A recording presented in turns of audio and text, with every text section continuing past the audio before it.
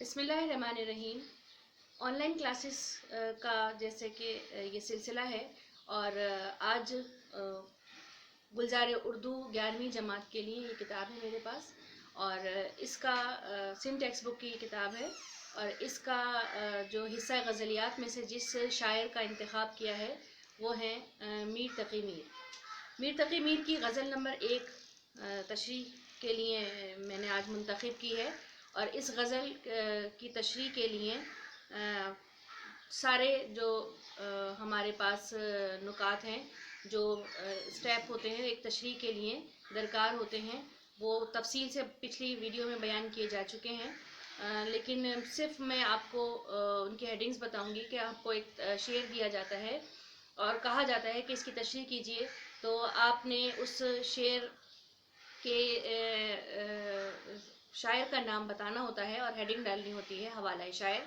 उसके बाद आपको हेडिंग डालनी है तारुफ शायर, जो शायर जिसका आपने हवाला दिया है उसके बारे में 3 से 4 सत्रों में आपने लिखना होता है।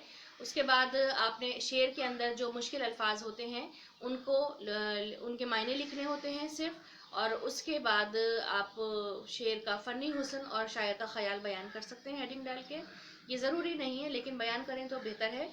फिर उसके बाद तशरीह की जाती है एक शेर की कम से कम 7-8 सत्रों में अपने अल्फाज में आप तशरीह कीजिए। मुमासिल शेर अगर आपको आता है तो आप दीजिए। ये आपकी एक मुकम्मल तशरीह है कि इस पैटर्न पे आप तशरीह करेंगे तो एक माकूल आपकी तरफ से इम्तिहानी कॉपी में एक माकूल तशरीह जाएगी जो कि अच्छे नंबर ला सकती है। उम्मीद है आप हिदायत पे अमल करते हुए काम कर रहे होंगे। अब तशरीह स्टार्ट करते हैं मीर तकी मीर की। किताब के अंदर ही सफ़ा नंबर 116 है और इसी में सफ़े की पेशानी पे मीर तकी मीर के सन पैदाइश और सन वफ़ात तहरीर है। सन 1723 आपकी सन पैदाइश है और 1810 में आप की वफ़ात तहरीर है यहाँ पे। तो पहली गज़ल का इंतखाब करते हैं। इसी हवाले से आप इनका जो भी आप हवाला शायर में तहरीर करेंगे वो आप लिखिएगा। मीर तकी मीर की जो शायरी का मौजू है, मखसूस मौजू, उसके मुतालिक आप 2-3 सतरें लिख के हवाला मुकम्मल कीजिए और तशरीह की तरफ आते हैं। पहला शेर है, उल्टी हो गई सब तदबीरें, कुछ ना दवा ने काम किया, देखा इस बीमारी दिल ने आखिर काम तमाम किया। ये जो हमारे पास शेर है, इस शेर के अंदर बयान किया जा रहा है जो मौजू है इस शेर का, वो है इश्क मजाजी।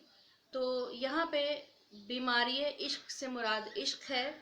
तदबीरें जो हैं वो तरकीब से निकली हैं कि आप कितनी ही तरकीब लगा लें, कितनी ही तदबीरें कर लें, आपकी तमाम की तमाम जब जो तरकीबें, जो तदबीरें, जो दवा आप इस्तेमाल करते हैं वो सब बेकार हैं, धरी की धरी रह जाएंगी। क्योंकि शायर के नज़दीक इश्क एक ऐसी बीमारी है जो किसी को लाहक हो जाए तो उसका कोई इलाज मुमकिन नहीं है, वो जान लेके ही जाने वाली है। कोई इलाज इसके लिए नहीं बना, इलाज सिर्फ और सिर्फ इश्क का उसके महबूब के ही पास है, आशिक का इलाज।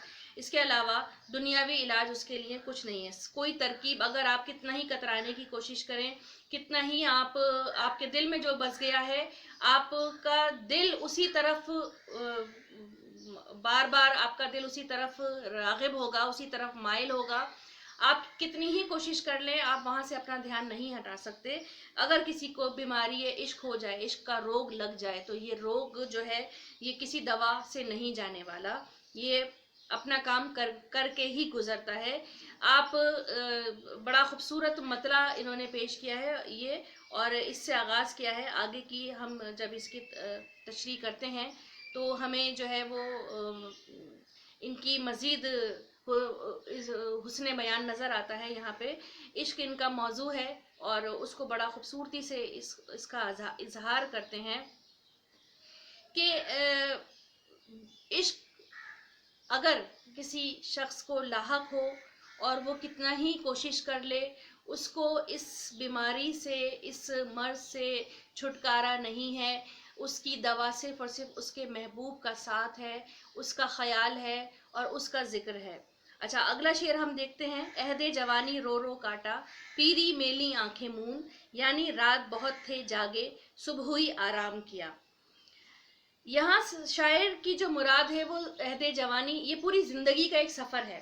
یہاں پہ یہ بات کہتے ہیں کہ ان کو جو زندگی میں ناکامیاں نامرادیاں ملی، وہ تمام عمر یہ اسی کو جھیلتے رہے اور اسی کے رونے میں انہوں نے اپنا تمام وقت گزار دیا، وہ وقت گزار دیا جس وقت دنیا کے باقی تمام لوگ جو تھے وہ عیش و آرام میں مصروف تھے، وہ اپنی زندگی کے مزے لے رہے تھے، وہ تمام ان کے پاس نعمتیں تھیں جو ان کے پاس نہیں تھیں، تو وہ تمام وقت، وہ تمام چیزیں جو ہیں وہ ان کو وہ میسر نہیں آئیں، اور جو ان کا شباب کا وقت تھا، جو ان کا جوانی کا وقت تھا، جو ان کا عمر گزارنے کا اور جو زندگی کو انجوائے کرنے کا، زندگی کے مزے لینے کا، زندگی کی راحتیں جو ہیں وہ پانے کا وہ جو وقت تھا، وہ تمام انہوں نے محرومیوں میں گزار دیا۔ اور جب بڑھاپا آیا ہے تو پیری کا مطلب ہوتا ہے بڑھاپا۔ اب جب بڑھاپے کا وقت ہے اور زندگی جو ہے وہ اختتام کی طرف ہے، اور بس اب ہمارا وہی حال ہے کہ جیسے کوئی شخص تمام رات، یعنی اپنی پوری زندگی کو انہوں نے رات سے تشبیہ دی ہے کہ کوئی شخص تمام رات جاگ کے گزار دے، فکروں میں گزار دے، خیالات میں گزار دے، اور جب صبح، یعنی ایک زندگی کا آغاز ہونے والا ہو، صبح ہونے والی ہو، کچھ امید نظر آنے والی ہو، اور وہ پھر سو جائے۔ تو رات کے اندھیرے سے انہوں نے ناکامیوں کا ذکر کیا ہے، اور صبح کے اجالے سے انہوں نے زندگی کا ذکر کیا ہے، اس کی تشبیہ دی ہے کہ جب ان کا وقت تھا تو رات تھی، جب ان کے راحت کا وقت آیا تو اس وقت یہ جو ہے وہ بڑھاپے کا شکار ہوئے، اور انہوں نے اپنی تمام وہ عمر جس وقت کے ان کو ضرورت تھی زندگی کو جینے کی، اس وقت انہوں نے روتے ہوئے گزار دی، اور اب ان کی موت کا وقت قریب ہے، صبح سے انہوں نے وہ تشبیہ دی ہے، تو یہ آنکھیں موند کے سونے کی تیاری میں ہے۔ پھر ہمارے پاس ان کا ایک شعر آتا ہے۔ ناحق ہم مجبوروں پر یہ تہمت ہے مختاری کی، چاہتے ہیں سو آپ کرے ہیں ہم کو عبث بدنام کیا۔ یہاں پہ تہمت جو ہے وہ الزام کے لیے استعمال کیا ہے۔ مختاری جو ہے وہ اس کا مطلب ہے کہ کوئی شخص منمانی کر رہا ہو، اپنی ہی بات چلا رہا ہو۔ تو یہاں پہ کیونکہ غزل کا مزاج جو ہے وہ ہر شعر ایک پچھلے شعر سے مختلف ہو سکتا ہے، یہاں پہ یہ اپنے رب سے مخاطب ہیں کہ ان کی جو بھی زندگی تھی وہ اسی کی طرف سے تو عطا کردہ تھی، ان کی تقدیر جو تھی وہ اللہ کی طرف سے ہی تو تھی، ان کا جو نصیب تھا، جو ان کو زندگی میں ملا، وہ تمام کا تمام اللہ نے ہی تو ان کو دیا تھا۔ انہوں نے اپنی منمانی تو نہیں کی اپنی زندگی گزارنے میں، یا ان کو جو چیزیں میسر تھیں وہ انہی کے نصیب کی تھیں۔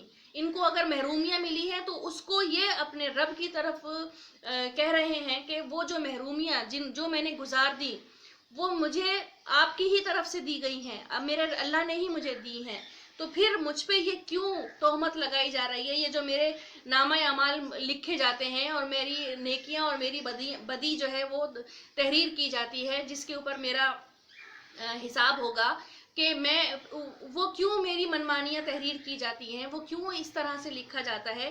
کیونکہ میں تو وہی کرتا ہوں کہ جو میری تقدیر میں لکھا ہے، جو میرے نصیب میں لکھا ہے، میں نے وہی کرنا ہے۔